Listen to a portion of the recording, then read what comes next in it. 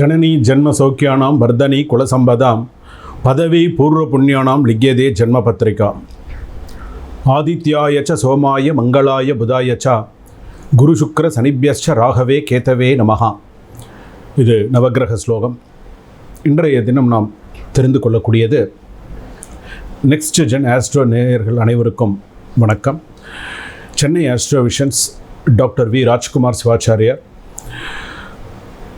இன்றைய தினத்தில் புரட்டாசி மாத பலன்கள், புரட்டாசி மாதத்தில் 12 ராசிகளுக்கான பலன்கள் எப்படி இருக்கும், 12 ராசிகளுக்கான யோகங்கள்லாம் எப்படி இருக்கும் அப்படிங்கிறத நம்ம பார்க்க போகிறோம்.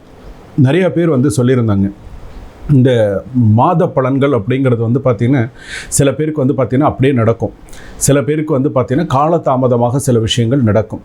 இப்போ நிறைய பேர் சொல்லியிருந்தாங்க. ஸோ இப்போ பார்த்திங்கன்னா ஆகஸ்ட் மாதத்தில் போட்டிருந்த பதிவில் வேலை மாற்றம் வரும்னு சொல்லியிருந்தேன். அதே போல் வேலை மாற்றம் எனக்கு வந்திருந்தது அப்படின்னு சொல்லியிருந்தாங்க. சில பேருக்கு பார்த்திங்கன்னா இடம் மாற்றம் வரும் அப்படின்னு சொல்லியிருந்தேன்.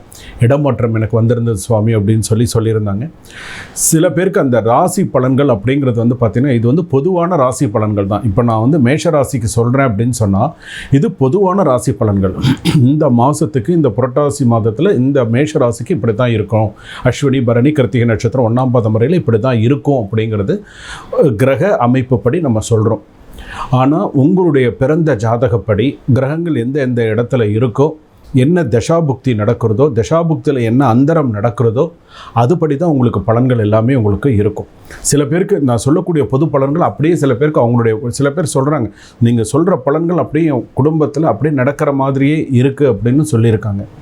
ஸோ அந்த மாதிரி இருக்கும்போது உங்களுடைய ஜாதகத்தை நீங்கள் பார்த்துக்கணும். உங்களுடைய ஜாதகம் நீங்கள் வாட்ஸ்அப்பில் நீங்கள் அனுப்பி கொடுங்க. 9884530146 ஸ்க்ரீனில் தெரியக்கூடிய நம்பரில் ஒரு சிறிய கட்டணத்தோடு நீங்கள் உங்களுடைய ஜாதகத்தை அனுப்பி கொடுத்து தாராளமாக உங்களுடைய பலன்களை தெரிஞ்சுக்கலாம். ஜாதகம் பார்க்குறதே எதற்காக அப்படின்னு சொன்னால், ஃப்யூச்சரில் என்ன நடக்க போகிறது அப்படிங்கிறத தெரிஞ்சுக்கிறதுக்காக தான் ஜாதகம் பார்க்குறது. நடந்து முடிஞ்சதை பார்க்கணுங்கிறது கிடையாது. இனிமேல் எப்படி நடக்கும், இந்த 24 நவம்பர் டிசம்பர் 2025 என்னுடைய ராசிக்கெல்லாம் எப்படி இருக்கும், என்ன நடக்கும் எனக்கு அப்படிங்கிறது தான் முக்கியம். என் ராசிக்கு இதுதான் நடக்கும், என்னென்ன விஷயங்கள் இருக்குது அப்படிங்கிறது தான் அதில் ரொம்ப முக்கியமானது.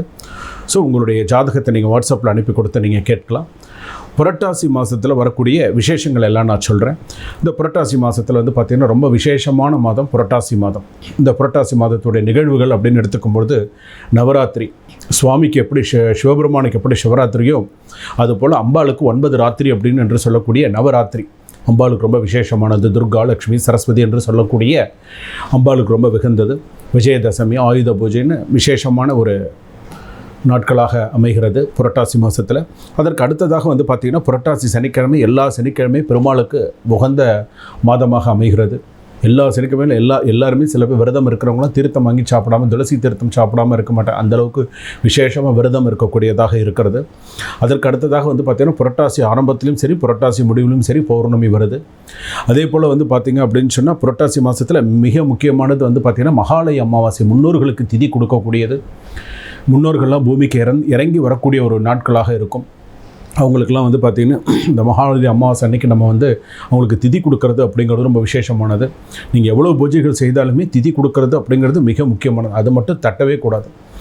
அதனால தான் நம்ம ஜாதக திதி நம்ம கொடுக்காம நம்ம பார்த்திங்கன்னா சில விஷயங்கள் நம்ம முன்னோர்களுக்கு செய்யக்கூடிய சில விஷயங்கள் நம்ம செய்யாமல் காலதாமதமாக தேதியை வச்சு பண்ணி சில விஷயங்கள்லாம் அந்த மாதிரி பண்ணும்போது நம்மளுடைய சந்ததிகளை பாதிக்கும். அதனால தான் சொல்கிறோம், பித்ரு தோஷம் இருக்குது, இந்த குடும்பத்தில் பார்த்திங்கன்னா முன்னோர்கள் குறை இருக்குது அப்படின்னு சொல்கிறோம் இல்லையா, இதெல்லாம் அந்த ஒரு காரணம் தான்.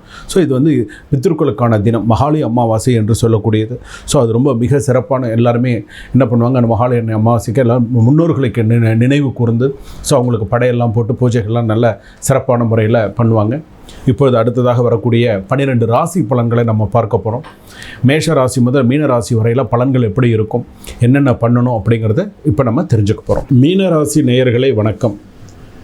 பூரட்டாதி நட்சத்திரம் மீனராசி, உத்திரட்டாதி நட்சத்திரம் மீனராசி, ரேவதி நட்சத்திரம் மீனராசி. உங்களுக்கான ராசி பலன்கள் எப்படி இருக்கும்?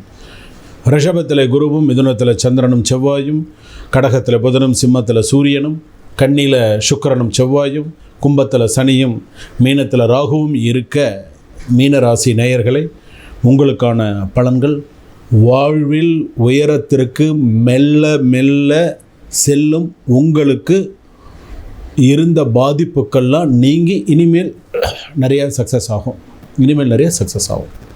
ஏன்னா இப்போ தான் மெல்ல மெல்ல சில உயரத்துக்கு வந்துன்னு இருக்கீங்க மீனராசி பொறுத்த அளவுக்கு. அதே போல் பாதிப்பு அப்படிங்கிறது சில பாதிப்புகள் அப்படின்னு சொல்கிறோம். என்ன பாதிப்புகள் அப்படின்னு மனதளவில் ஏற்பட்டிருக்கக்கூடிய சில மன பாதிப்புகள், சில சொற்களால் சிலர் உங்களை மனசை ரொம்ப பாதிக்க வச்சுருப்பாங்க. ஸோ அதெல்லாம் உங்களுக்கு அந்த பாதிப்புக்கள்லாம் கொஞ்சம் நீங்கும், நெருக்கடி குறையும், கொஞ்சம் ஃப்ரீயாக இருப்பீங்க. கொஞ்சம், ரொம்ப சொல்ல முடியாது, கொஞ்சம் ஃப்ரீயாக இருப்பீங்க.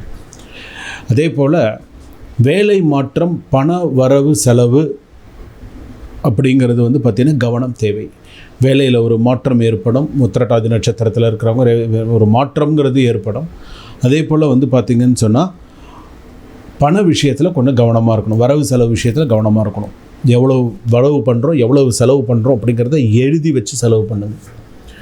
ஏன்னா இப்போ செலவுகள், எதிர்பாராத செலவுகள், புதுமனை புகழ்விழா, இந்த மாதிரியெல்லாம் நிறைய செலவுகள்லாம் உங்களுக்கு நிறையா இருந்திருக்கும். இனிமேல் அடுத்தடுத்து வரக்கூடிய செலவுகளை யோசித்து செய்யுங்க. அதே போல் பார்த்திங்கன்னா புத்திர பாக்கியம் உண்டு. இந்த வருஷத்தில் ஏதாவது அந்த புத்திரனுக்கான புத்திர சோகம்ங்கிறது வேறு, புத்திர பாக்கியம்ங்கிறது வேறு. புத்திர சோகமாகி பாக்கியம் வரத்துக்கு உண்டான பாக்கியம் இப்போ உங்களுக்கு உண்டு. டைம் கிடைக்கும்போது நான் பரிகாரம் சொல்கிறேன், அந்த பரிகாரத்தை கண்டிப்பாக பண்ணுங்கள். வேலையில் டென்ஷன் அதிகமாக இருக்குங்க. எந்த வேலை பார்த்தாலும் சரி, ரொம்ப அதீதமான டென்ஷன் இருக்கும். எப்படா முடிப்போம், எப்படா தூக்கி வைப்போம் அப்படிங்கிற அளவுக்கு தான் இருக்கும். லீவு நாளில் கூட வேலை செய்ய வேண்டிய சூழ்நிலை கட்டாயம் உண்டுங்க இந்த வருஷம் கடைசி வரைக்கும். லீவு நாளாக இருந்தாலுமே அந்த நாளில் நீங்கள் வேலை செஞ்சு தான் ஆகணும், வேறு வழி இல்லை. அந்த மாதிரிலாம் உங்களுக்கு ப்ரெஷர் இருக்க தான் இருக்கும். அதே போல் பார்த்திங்கன்னா உங்களுக்கு மன ரீதியாக சங்கடம் கொடுத்து அவமானப்படுத்துவார்கள், ஞாபகம் வச்சுக்கோங்க. புதிய சொத்து கை கொடுக்கும். புதுசாக ஒரு சொத்து வாங்குறீங்கன்னா கை கொடுக்கும். அதே போல் பார்த்திங்கன்னா புதிய தொழில் வேலை வாய்ப்பு சிறக்கும். அதே போல் இந்த ஷேர் மார்க்கெட்லாம் சொல்கிறோம் இல்லையா, அதெல்லாம் ஓரளவுக்கு நிறைய கை கொடுக்கும். பெரியோர்கள் ஆசீர்வாதம் உண்டு. பெரியோர்களோட ஆசீர்வாதங்கள் எப்போதுமே இருக்கும். குடும்பத்தில் சங்கடங்கள் ஏற்பட்டு மறையும். குடும்பத்தில் எச்சரிக்கை தேவை. புதிய ஒப்பந்தத்தில் சைன் பண்ணுவீங்க. அதே போல் சில நேரங்களில் இந்த மன யோகங்கள்லாம் சில விஷயங்கள்லாம் நடந்திருந்தாலும் இந்த அட்வொகேட்லாம் இருக்காங்க இல்லையா, வழக்கறிஞர்கள், நீங்கள் இந்த 3 நட்சத்திர ராசியில் இருக்கக்கூடியவர்கள், இந்த வழக்கறிஞர்கள்லாம் கொஞ்சம் பேச்சில் நிதானத்தோடு கொஞ்சம் கவனத்தோடு இருங்க. யாரையும் நம்பி சில விஷயங்கள்லாம் இது பண்ணிக்க வேண்டாம், கொஞ்சம் பொறுமையாக பார்த்துக்கோங்க. வாகனத்தில் ரொம்ப கவனமாக இருங்க. ஒரு 6 வாரம் உங்களுக்கு எந்த கோவில் பிடிக்குமோ, எது உங்களுக்கு இஷ்ட தேவதையாக நினைக்கிறீங்களோ தொடர்ந்து 6 வாரம் போயிட்டு வாங்க. ஒரு 90% வரைக்கும் நல்லாயிருக்கும். முருகப்பெருமான் வழிபாடு பண்ணுங்கள். மதுரை மீனாட்சி அம்மன் வழிபாடு நிறையா பண்ணுங்கள். பூரட்டாதி நட்சத்திரம் மீனராசி சிறப்பாக இருக்குது, குருவுடைய ஆதிக்கம். உத்திரட்டாதி நட்சத்திரம் மீனராசி அப்டவுன்ஸ் கொஞ்சம் இனிமேல் இருக்கும், கொஞ்சம் கவனமாக இருக்கும். அப்டவுன்ஸ் நிறையா இருக்கும், போகும் வரும், ரொம்ப கவனமாக இருங்க. கோவத்தை விடுங்க. எவ்வளோ கோவப்படாமல் இருக்கீங்களோ அவ்வளோக்குள்ள உத்திரட்டாதி நட்சத்திரம் நல்ல பேர் வரும். தொட்டத்து 300க்கும் கோவம் வந்ததுன்னு சரியாக வராது. ஸோ உத்திரட்டாதி நட்சத்திரம் மீனராசி அதை கொஞ்சம் பார்த்துக்கோங்க. நீங்கள் நல்ல வேலையில் கூட இருப்பீங்க, ஆனால் இதில் கொஞ்சம் கவனமாக இருங்க. ரேவதி நட்சத்திரம் மீனராசி சாத்வீகமான நட்சத்திரம் தான், எல்லாருக்கூடையும் ஒத்து போவாங்க. ஸோ நல்ல நட்சத்திரம், நல்ல ராசி. வேலையில் கவனமாக இருங்க. கைப்பொருள் கவனம் தேவை. ஃபோன் சம்மந்தப்பட்டதோ நகை சம்மந்தப்பட்டதோ இதெல்லாம் கொஞ்சம் கவனமாக இருங்க. இடம் விட்டு இடம் போகும்போது தொலைதூர பயணம்லாம் போகிறீங்கன்னா கவனமாக போய்ட்டு கவனமாக வாங்க. 90% வரைக்கும் நல்லா இருக்குது. மீனராசி பொறுத்தளவுக்கு சுபம்.